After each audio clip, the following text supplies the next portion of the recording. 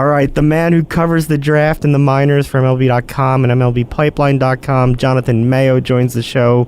Jonathan, looks like you're someplace beautiful with amazing weather, but it sounds like you're not enjoying an easy time on the beach at the moment as you try to get there. No, I cannot complain. I saw baseball players doing baseball things today in Tigers minor league camp, so I have no complaints.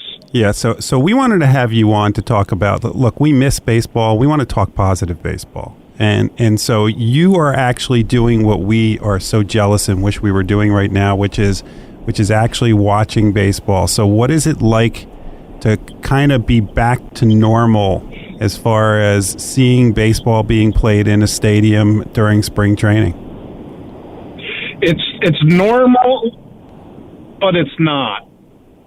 I think it's kind of like one of those superhero shows where there was a multiverse and the universe gets set back, and it's not 100% the way it was before, but it's close.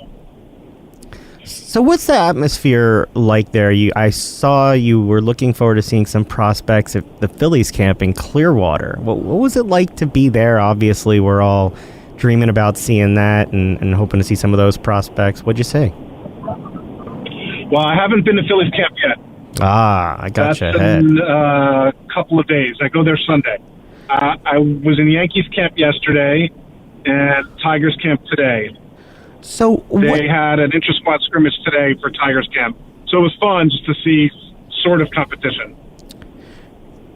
When you talk about the competition right now, what's the thought among these teams with their young players? Is this an opportunity for them to really get themselves seen? People who want to see baseball can go see their product, which Jeff and I obviously enjoy, but they would certainly love more fans to come out at all levels. Yeah, I think it's interesting because usually this stage of early camp, you'll have prospects in big league camp. But what's happening now, like in the Tigers intra-squad scrimmage, you had Spencer Torkelson and Riley Green, and then guys who are over from the Dominican Republic for the first time on the same field at the same time. So I think it's a real great opportunity for those younger level prospects to show how they can compete with the guys who are knocking on the big league door. In our covering of spring training in past, we've gone down and we've kind of seen that what you're talking about is these guys coming over from other countries, kids coming from high school and college, and all having to learn to assimilate and play together and in some cases learn languages and things like that. What is it like when you're there seeing how well organizations or sometimes don't deal with all of the integration that goes into what is now an international game?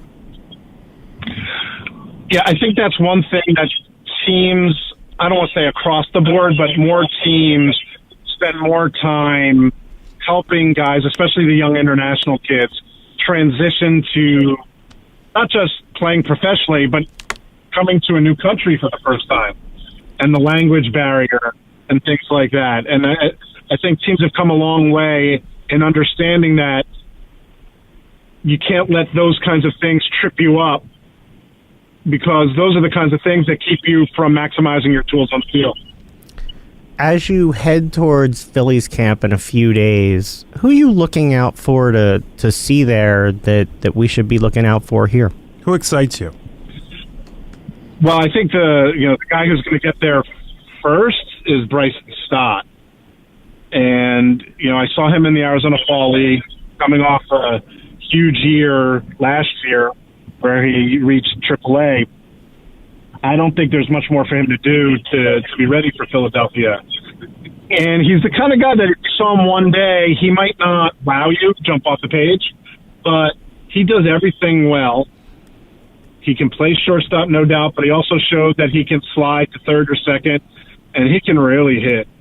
And I think there's going to be more power once he gets to the big leagues than he's shown so far. It's starting to come. He was really impressive in the fall league. So that's the guy that comes to mind as he's going to be there first among their top level of prospects. I don't know if you've had a chance to talk to Bryson. We've had a chance to talk to him previously. And one of the things that impressed me was also his baseball IQ and also his presence. Like even as a young kid, first coming into the minor leagues, he seemed like he knew he belonged. Yeah, I think that's right. There's certain guys that get tabbed as advanced college players who should move quickly, and that's usually talking about their tools on the field. Whether they can hit, whether they take walks, and he has all of that. But he also carries himself like a professional and seemed to have an innate understanding of what he needed to do in order to get ready for the highest level. I think another guy who fits that also is Logan O'Hoppe, who, obviously was not as ballyhooed a prospect because Stott was a first rounder, but that guy carries himself like he knows he's going to belong in the big leagues. Is he somebody so the guy that everybody's been talking about the last few years in the Phillies system has actually been Rafael Marchand. And it seems like Logan O'Hoppe is getting to the point where he may pass him as far as having more tools as a major league catcher, maybe even slotting in behind our current all-star catcher as somebody who could take that mantle in a few years. I think he's passed Marchand by, to be honest with you. And this is taking nothing away from Marchand, who I think has a chance to be a good big league catcher. So the thing about Logan O'Hoppe that is so impressive isn't just the tools. Yes, he can hit. He's going to have power. He can catch and throw, but it's all the intangibles you want from a catcher. He works with pitcher as well. The guys in the fall league, guys not from this organization, raved about how much he cared about their success. He's the first guy to show up. He's the last guy to leave. I am a firm believer, and granted it was a small sample that I saw in the fall league, that he is going to be an everyday big league catcher. Look, and that's exciting because then it creates options to move Marchand for talent that you need in other places for a farm system that's still trying to rebuild. You talk about a bat. Somebody it looks like you're looking forward to seeing there is Johan Rojas. Tell us about him a little bit. He's exciting, and he's a little further away, but the fact that he's got such an advanced idea at the plate for a guy that young, I think bodes well. When you combine that with close to top of the scale speed, Gold Glove caliber defense in center field, you'll have to see how much the power is going to come. I think it's going to come. He's a guy that gets asked about a lot when teams call the Phillies about trades. He's not quite at that untouchable standpoint, but this is a guy who has all the tools in the toolbox. And it's just a question of how much they get sharpened as he moves up the ladder. So now let's switch to the arms. The Phillies the last couple of years have drafted two pretty good arms, Mick Abel and Andrew Painter. What are you looking to see from them? I mean, to me, Mick Abel seemed to have so much upside, but at least last year seemed to be struggling with command.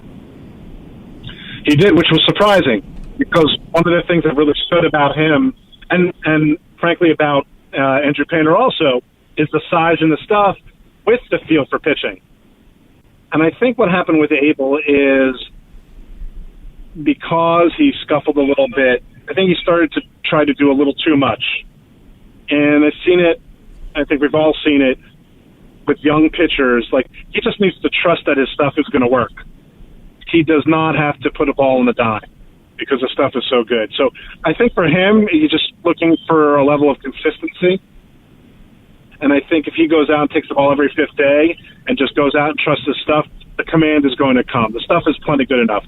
The positive is that the stuff didn't really back up last year. It's pure stuff. It's just the execution. Anybody else we should be thinking about or that you're looking forward to seeing while you're there that we didn't bring up before we move on to other things? Well, I'll talk about Painter, in a little more detail. For him, it's just to see him get going. And, I think it'll be good that Abel is there to kind of show him this is what it's going to be like, because I think there are a lot of similarities between the two of them.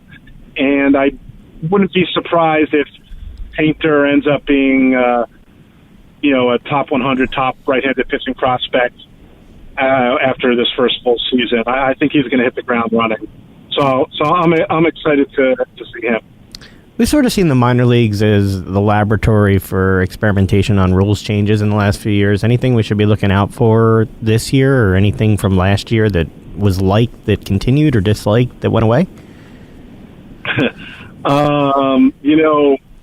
I'm glad that they're experimenting with things. I think it's unfortunate with the automatic ball strike, the robo-ump, for lack of a word, that was only at some levels and not others.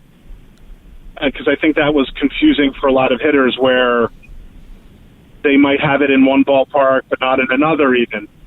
Or they get promoted a level and they have to readjust to human umpires. I actually think eventually an automated ball strike system could be a good thing for baseball.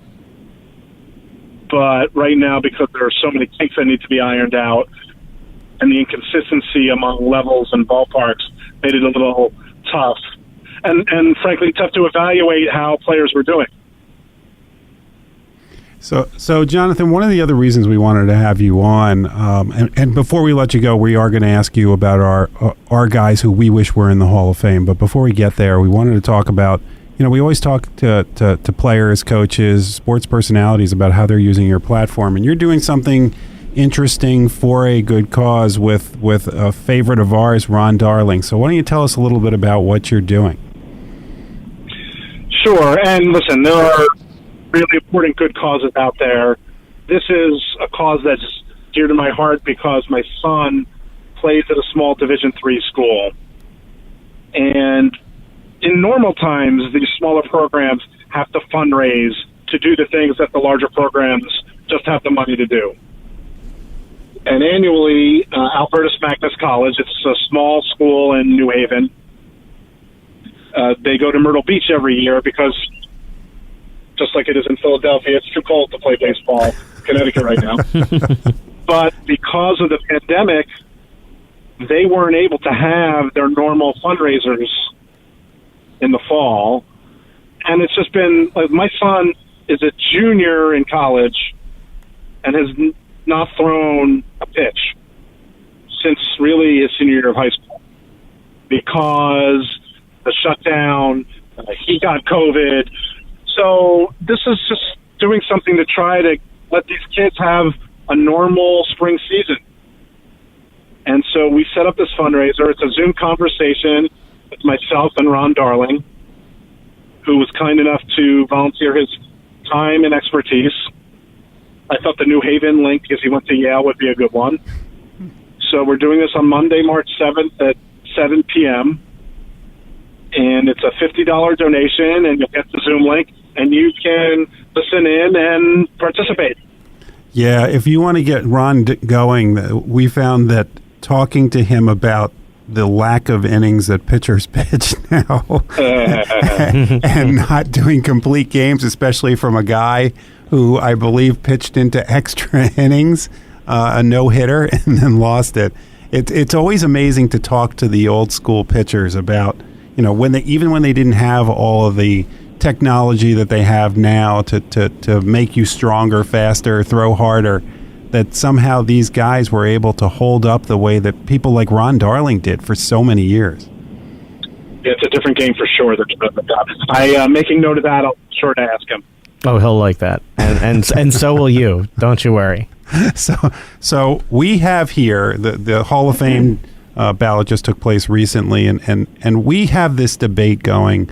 I don't know what you think about Chase Utley, Ryan Howard. I think they're kind of fence guys that don't get in, but Jimmy Rollins is always the one that comes up as a guy that, if you look at his career, especially in the era that he played in, do you think he's a guy that belongs in the Hall of Fame? It's interesting, guys, because thinking about this, because you told me you were going to talk about it, and full disclosure, I do not have a Hall of Fame vote. My gut said Chase Utley was the one of the three who felt more like a Hall of Famer. But this was without looking at numbers or career comparisons or anything like that. So it's interesting because in terms of the heart of the team, it was Utley, but in terms of sort of the player that transformed the position here, it seemed more Rollins. So I wonder whether he gets more credit. But I always tell Jeff, the guy who I had to turn the TV on every time he came up was Ryan Howard. And I know that he didn't play long enough to get that, but he was must-see TV every time he stepped up to the plate to blast something over the center field wall. Oh, without question. There are guys like that throughout baseball. And I grew up in northern New Jersey, and I was a Mets fan, and you had to watch every Darryl Strawberry at bat. That doesn't make him a Hall of Famer. And I think with Ryan Howard, the combination of the fact that he didn't necessarily do it for long enough, and that's a tough position because you tend to say, well, was he the best at his position at the time he played for an extended period of time? And I think for a little stretch of time, maybe the answer was yes, but probably not quite long enough. All right. So before we let you go, since you brought up that you grew up as a Mets fan during that era, how much did you like, I'm assuming you saw it, Once Upon a Time in Queens? I have not seen it. Oh, you need to. So we have had Yes, no, I know. We have had the director of that on to talk about the stories, the behind the scenes, and then we had Ed Hearn on, who was the backup catcher, to talk about it. And I remember. There is nothing that is more fascinating than that. If you for anybody listening, I was not a Mets fan, and I was highly entertained by that and the way that they presented the team and the things that you learned. But whether you were a Mets fan who knew all about the Mets or just a baseball fan who didn't follow them, the things that you learned about that team were fascinating. Yeah, and it is on my nightstand book. Yeah, and the one thing that I'll tell you is like, you know, as growing up in that era as well, and also being a fan of those teams, is you always wondered, how did they not win more World Series? And when we talked to Ed Hearn, his comment was, it was amazing that we won one World Series with the amount of dysfunction that was going on that team. Yeah, it was, I believe it. It was definitely a good time to talk to them. Look, Jonathan, we always appreciate the time.